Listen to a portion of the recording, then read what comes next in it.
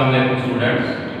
आज हमारा लेक्चर है केमिस्ट्री के बारे में, chapter number 1 class 9 new. Lecture number 1 है हमारा और उसका टॉपिक है इंट्रोडक्शन टू केमिस्ट्री, यानी केमिस्ट्री का तारुफ।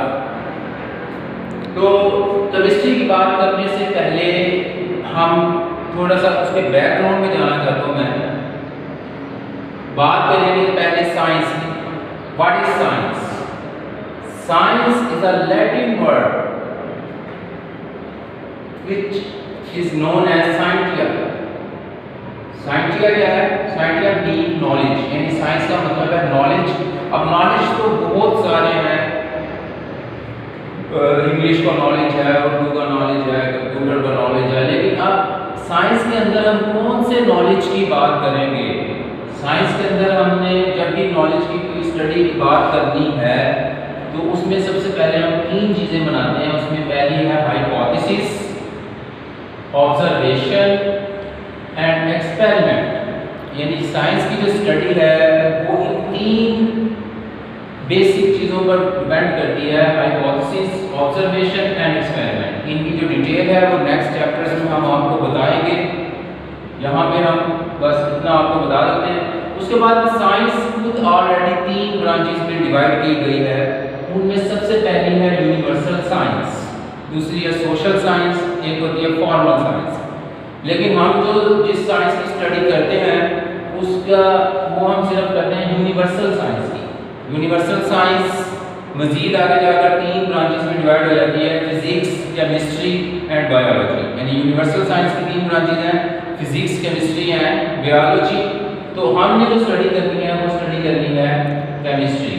तो व्यूअर्स, डियर स्टूडेंट, यहाँ पे साइंस की हमने बात कर दी, आपको साइंस के स्टडी की बात कर दी, और अब हम आते हैं केमिस्ट्री की तरफ।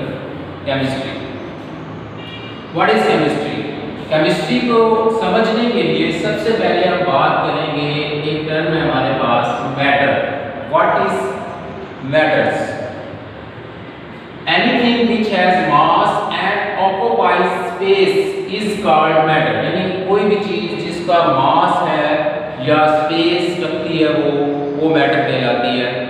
तो अब जैसे ये चौक है, ये भी एक मैटर है, क्योंकि ये देख लें इसका मास भी है, इसकी स्पेस भी है। इस यूनिवर्स के अंदर तमाम चीज़ें जिनका मास है और उनकी स्पेस है तो वो कहलाती हैं मैटर। तो अब हम आते हैं केमिस्ट्री की डेफिनेशन की तरफ। केमिस्ट्री को जब हम डिफाइन करेंगे तो उसमें हम 3 चीज़ों की बात करेंगे। Number 1 composition of matter, structure of matter, properties of matter, sorry 4 चीज़ें, and reaction of matter.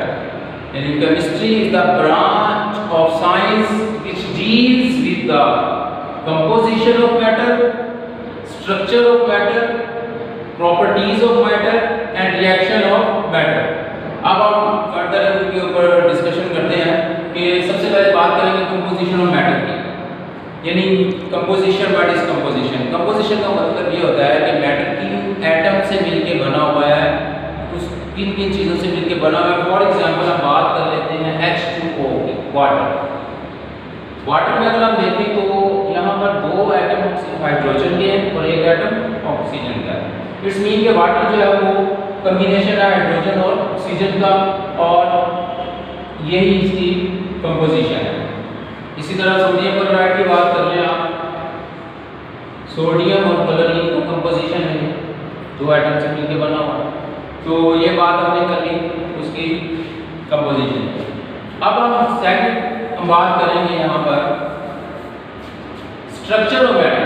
Composition में तो हमने बात की थी कि किन एटम से मिलकर बना है, लेकिन स्ट्रक्चर में हम बात करेंगे कि वो किस तरह मिला है आपस में।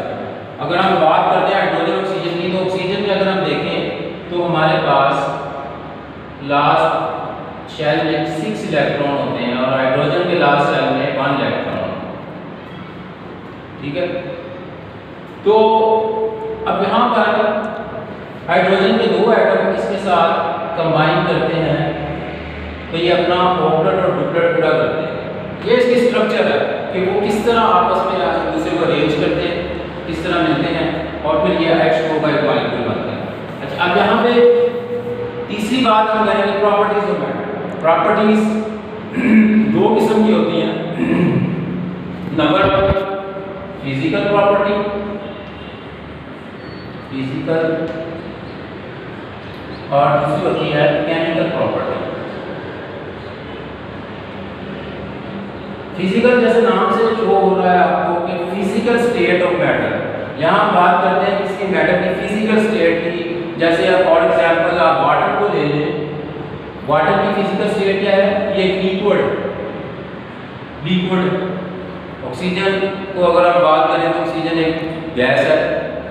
इसी तरह इसमें फिजिकल स्टेट में boiling point, melting point, colour, taste, ये तमाम चीज़ें फिजिकल स्टेट में आ जाती हैं और ये इसकी फिजिकल प्रॉपर्टीज कहलाती हैं। केमिकल प्रॉपर्टी में हम बात करते हैं कंपोजिशन की। कंपोजिशन की बात पहले भी मैं आपको कर चुका हूँ कि जब किसी चीज़ की कंपोजिशन क्या है कि किन नंबर ऑफ एलिमेंट से मिलकर बना हुआ है। जैसे वाटर में मैंने आपको बताया कि हाइड्रोजन और ऑक्सीजन से मिलकर बना हुआ है। तो ये हो गई बात प्रॉपर्टीज की। प्रॉपर्टीज हमने फिजिकल और केमिकल प्रॉपर्टीज की बात कर दी। साथ एंड में लास्ट हमारे पास एक रह गई चीज़, वो है रिएक्शन ऑफ मैटर। कि ये जो मैटर है, फॉर एग्जांपल वाटर है, वाटर है, इसका रिएक्शन क्या है? ये अपनी स्टेट कैसे चेंज करता है दूसरे कंपाउंड के साथ मिलकर। जैसे इसको अगर हम रिएक्ट करवाएं सोडियम क्लोराइड से, तो इसमें क्या क्या चेंजेस आएंगे और कौन से नए कंपाउंड बनेंगे? That is reaction of matter. Students, chemistry के अंदर हमने बात की कि हम चार चीज़ों की स्टडी करते हैं: composition of matter, structure of matter, properties of matter and reaction of matter. इन तमाम चीज़ों का कॉम्बिनेशन की जब हम स्टडी करेंगे that is called chemistry. Last में हम थोड़ी सी बात कर लेते हैं व्हाई वी स्टडी केमिस्ट्री। हम केमिस्ट्री की स्टडी क्यों करते हैं?